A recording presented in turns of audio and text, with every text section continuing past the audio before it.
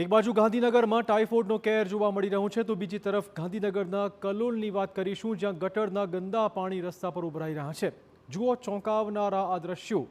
ક્યાંક પીવાના પાણીમાં ગટરનું પાણી ભળ્યું છે તો ક્યાંક પીવાના પાણીની મુખ્ય લાઇનમાં ભંગાણનું સમારકામ ન થવાથી લાખો લીટર પાણી રસ્તા પર વહી રહ્યું છે।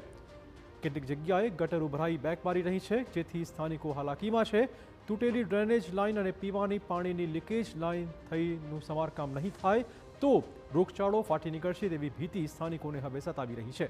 તેમનો આરોપ છે કે છેલ્લા 3-4 મહિનાથી આ પરિસ્થિતિ છે। કલોલ નગરપાલિકા તંત્ર રજૂઆત કરવા છતાં કોઈ ઉકેલ આવી શક્યો નથી। રસ્તા પર વહેતા ગંદા પાણી પરથી પસાર થવા સ્થાનિકો મજબૂર છે।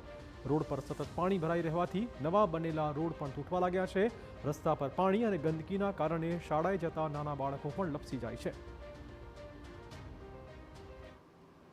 ભવનાથ માધેક આગળ 15 દિવસથી પાણીની લાઈન તૂટી છે, એ રિપેર થતી નથી, પાણી વેફાય છે અને સોસાયટીના સભ્યોને પાણી પૂરતું મળતું નથી।